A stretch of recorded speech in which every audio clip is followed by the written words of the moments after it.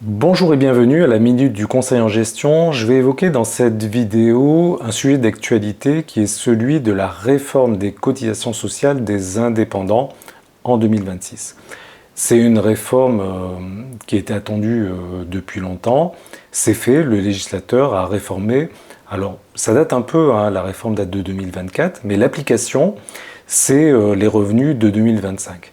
Sachant que les appels de cotisation des indépendants ont été réalisés en 2025 sur la base de l'ancienne méthode de calcul des cotisations. Par contre, la régularisation qui va arriver en 2026 sur la base de la déclaration d'impôt sur le revenu va intégrer les nouvelles règles de calcul. Donc cette vidéo a pour but de clarifier un certain nombre de choses et d'informer les dirigeants sur cette réforme qui va les concerner. On parle des dirigeants indépendants qui ont un statut de travailleurs non salariés. Je ne parle pas des dirigeants salariés.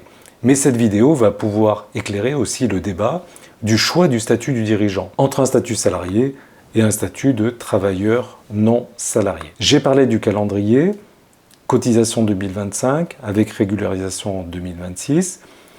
Quelles sont les personnes concernées ?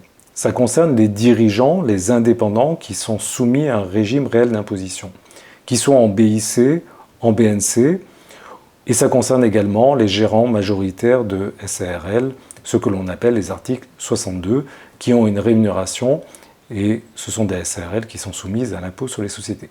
Cela ne va pas concerner donc toutes les catégories de dirigeants qui sont en micro-entreprise ou qui sont en auto-entrepreneuriat, puisque pour elles, la base de calcul des cotisations, c'est le chiffre d'affaires. Alors pourquoi cette réforme ? Le législateur a annoncé deux objectifs. Le premier, c'est un objectif de simplification, puisqu'on avait deux bases de calcul pour les cotisations. Alors, on avait une base de calcul pour les cotisations sociales et on avait une autre base de calcul pour la CSG-CRDS.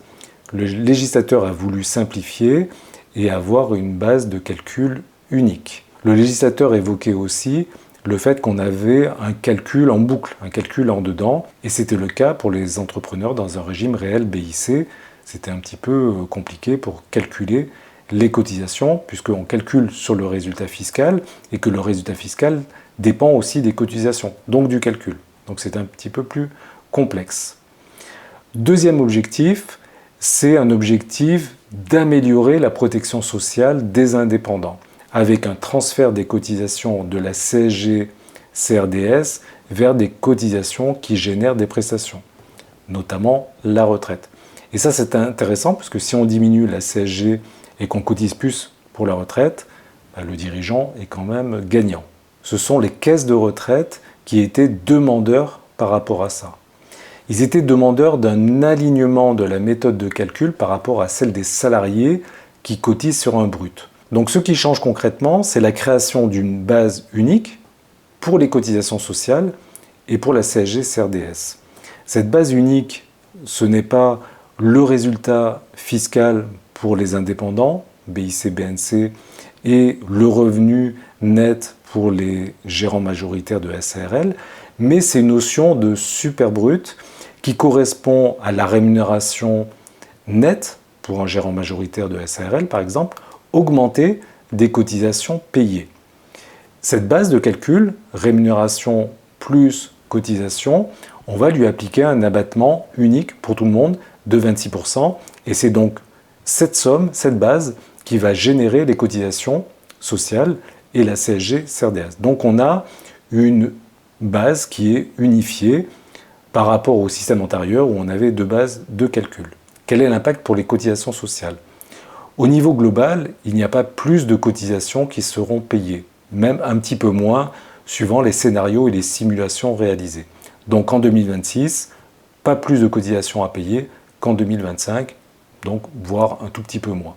C'est donc là une bonne nouvelle, et c'est assez rare quand il y a des réformes de ce type. L'autre bonne nouvelle, c'est qu'il y aura moins de CSG-CRDS payés. Pourquoi ? Parce que la base de calcul de la CSG et de la CRDS sera plus petite.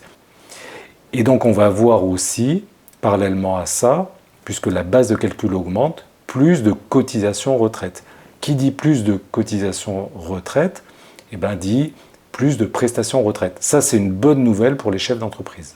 Donc en conclusion, une base unifiée, une base homogène, moins de CSG, CRDS, plus de cotisations retraite et plus de maladies également, de cotisations maladie, puisque les taux ont augmenté un petit peu. C'est donc positif pour les chefs d'entreprise. Pour conclure cette vidéo, on va se poser la question de l'impact de cette réforme sur le choix du statut social du dirigeant. On oppose un statut de salarié dans une forme juridique SAS et un statut de travailleur non salarié dans un statut de SARL. Je parle de la forme sociétale, je ne parle pas des indépendants qui sont dans un régime BIC, de l'entrepreneur individuel qui peut être dans un régime BIC ou BNC. C'est donc la catégorie de la société qui peut entraîner cette question du choix du statut social. Président d'un côté d'une SAS, c'est un statut de salarié. Gérant majoritaire, ça ne concerne pas les minoritaires, mais les majoritaires, d'une SARL, avec un statut de travailleur non salarié, donc d'indépendant, donc concerné par la réforme. Bien souvent, j'ai rencontré des dirigeants qui avaient fait le choix du statut du salarié dans une SAS. Quand je leur posais la question de ce choix, ils me disaient que c'était plus intéressant pour eux, souvent c'était préconisé par leur expert comptable, et moi je leur démontrais le contraire en leur disant que le statut du travailleur non salarié coûtait moins cher et qu'on pouvait avoir une prestation sociale à la carte avec une couverture complémentaire, mais qu'à la fin on était plutôt gagnant. Donc là, cette réforme va encore plus dans le sens du choix d'un statut de travailleur non salarié, donc d'une formule SARL, au détriment d'un statut de salarié qui coûte plus cher. Voilà, j'espère que ça vous a intéressé, cette vidéo. N'hésitez pas à commenter. Je vous dis à très bientôt sur la Minute du Conseil en Gestion.